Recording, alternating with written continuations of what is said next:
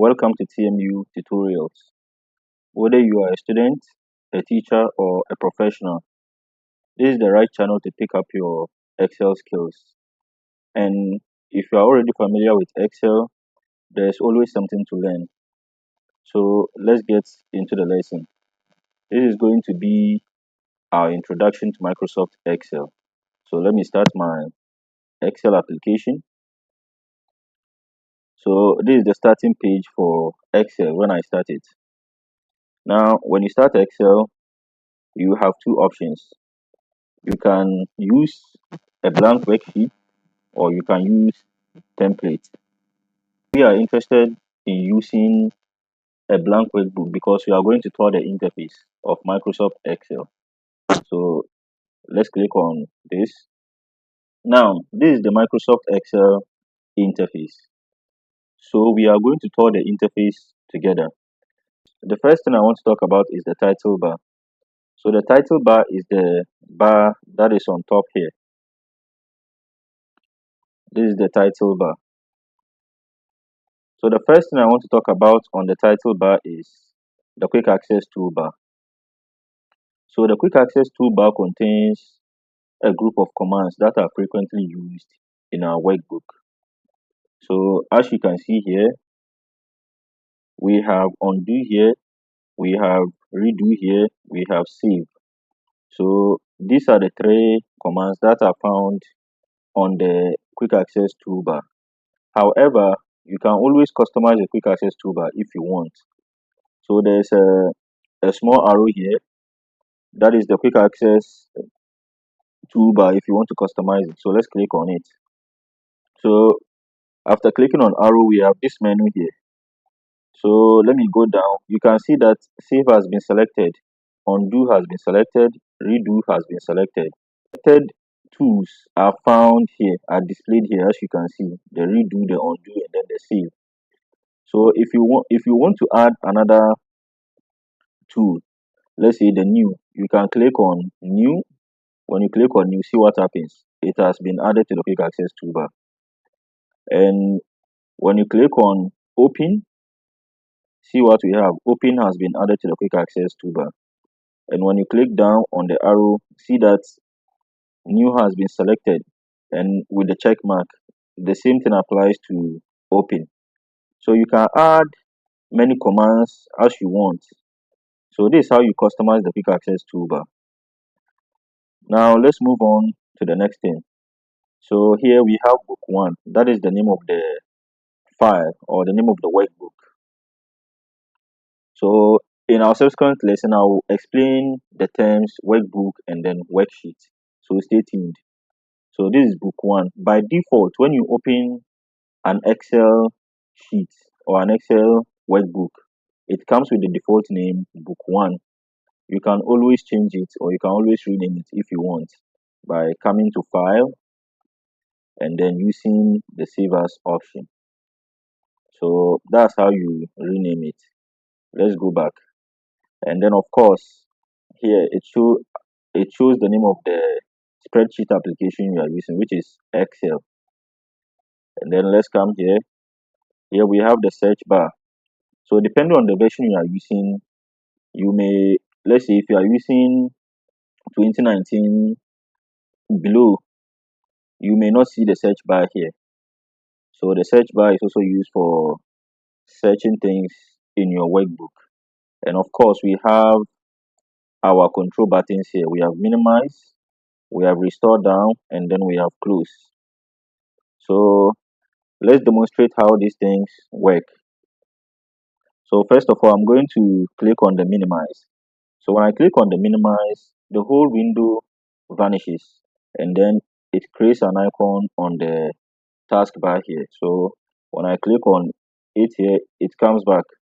Now let me go and click on the restore down. When I click on the restore down, notice what happens. It has reduced the size of the window. And the interesting thing is that now the middle one turns into maximize. So the middle button is two in one. It is maximize and then restore down. So when the Excel window is covering the whole screen, the middle button becomes restore down. And when the window reduces in size, the middle button becomes maximize. So let me click on maximize. It will cover the whole screen again. See that? And when I click on close, it will close the application altogether. So this the title bar. How this what some of the things we have on the title bar. Now let's move on and talk about the ribbon. So the ribbon is made up of the tabs together with their group of commands. So here we have the home tab, we have the insert tab, we have the draw tab here. So if you are using versions like 2013, you may not see the draw tab here. We have page layout, we have formulas, we have data, review, and then view, and then we have help here, of course. So these are the tabs. So let's come to home. So when I click on home, the first group we have is the clipboard group, which contains the paste, copy, cards, and then format painter. And of course, the next group we have is the font group. It contains the font styles, the font size, the bold, italic, underline, and then it contains the borders. It also contains the font color and the fill color. Okay. And the next thing is the paragraph groups. The next thing is the paragraph groups. So it contains the alignments, the left align, the center align, the right align, and the rest of them. And this one also contains the merge and center, and then the wrap text. And of course, we have the number group, which is general.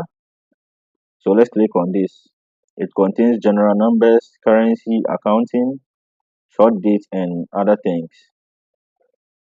And of course, we have the styles group here, the sales group, the editing group, and the add-ins.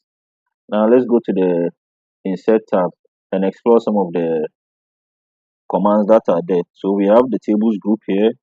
It contains pivot table, which we shall discuss in future lessons. And then if you want to draw a table, we have all those features here.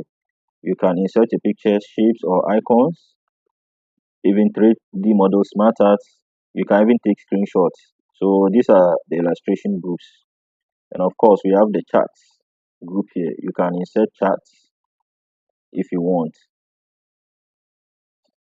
And then we have the sparklines group. And then we have filters, links. You can enter links. So you can also enter mathematical symbols and equations in your workbook.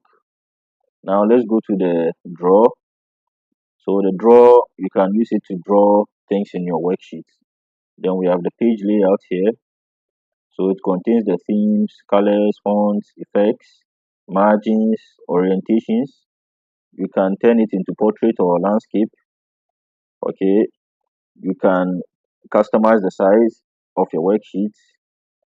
And then this is the print area, the background, and then we have print titles here. These are some of the commands you can use in the page layout tab. And of course, let's look at the formulas group.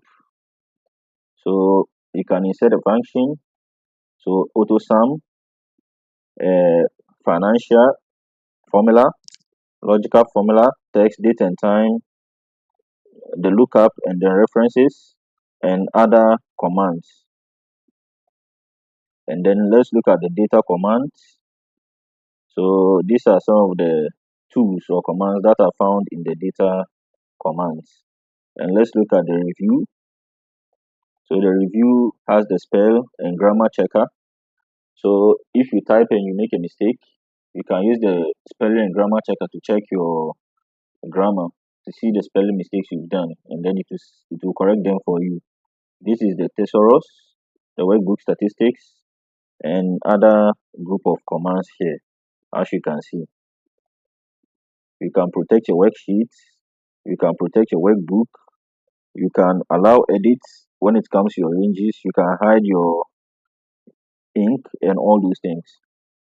And of course, we have the view here, so you can So we are currently in the normal view, and this is the page break, preview, page layout, column views. You can remove the grid lines if you want. The formula bar, we'll talk about it shortly. See here. If you uncheck this, the formula bar will vanish. But I want the formula bar to be there. Alright. And then this is the zoom. It is also found on the status bar, which we'll talk about shortly. This is the zoom. It is also found on the status bar. We'll talk about it shortly. So, and other group of commands here. Let's move on and talk about columns and rows. Let's talk about columns and rows. So now I believe you can see some boxes here. So each box here is called a cell. Every box you see here is called a cell. So let me click on this cell here. So this cell is called cell A1. As you can see here, it is being displayed in the name box, cell A1. So I'll explain why it is called cell A1. But before that, let's talk about the column. So I'm going to select this cell in a vertical manner. So look at what I'm doing. I've just selected a group of cells and they are running down vertically. As you can see, they are denoted by some alphabets on top. So these are called the column heading. So I'm currently in column A, as you can see, and this is column B. I'm currently in column B, column C, column D, and the last column is XFD. That is over 16,000 column. And if you want to see the last column, press Ctrl and the right arrow key. It will take you to the last column, which is XFD. If you want to go back, Ctrl plus the left arrow key, and it will bring you back. Now let's talk about the rules. So see what I'm doing. I'm selecting my cells in a horizontal manner. So after selecting these cells, you see that they are running across horizontally. So, and they are denoted by some numbers. So 1, 2, 3, 4, up to the last one. So this is row 1. The selected cell is row 1. What we have here is row 2. We have row 3 here, row 4, row 5, row 6. And if you want to see the last row, press Ctrl and then the down arrow key. It will bring you to the last one, which is 1,048,576. So these are the total number of rows we have in Excel. So these are the columns and then the rows. Now when I click on a cell, the rows and the columns intersect here. As you can see, they intersect here. If you want to know the name of the cell, you pick the column heading, which is A, and then add it to the row heading, which is 1. So it is A1. So when I click on this, the name of this cell is C1 and it shows in the name box here. As you can see, it shows in the name box here. And this is D2, D3, and then we have D4. So these are the cells. What we mean by a cell, column, and then row. Now let's go down and check out the status bar. So the status bar is down here. This bar down here is what we call the status bar. It is right here. That's where I'm highlighting. So that's the status bar. It's just above the taskbar. Type some numbers in my worksheets. So I have some numbers here from 1 to 9. Let me select the numbers. So let's go down to the status bar. So you see the numbers I've selected, the average is 5, the number count is what? 9. We have 9 numbers, so it says we have 9 numbers. When you sum them up, you get 45. And then we have the normal view here. We have the page layout view. We have the page break preview here, which we talked about them earlier on, and they are found on the status bar as well. And then here we have the zoom. You can use the zoom to make your worksheet bigger or smaller. So the zoom slider here, when I click on and drag on it, notice what happens. I can use it to zoom in, or I can use it to zoom out. I can use it to zoom out and make my worksheet smaller. Or alternatively, I can click on the plus here to make it big, or I can click on the minus to make it small or to zoom out. This video we taught the interface of Microsoft Excel. We looked at the title bar, we looked at the ribbon, that is the tabs and their group of commands.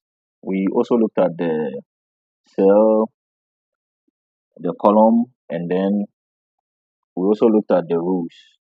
And finally, we looked at the status bar. Don't forget to subscribe to the channel. See you in the next video.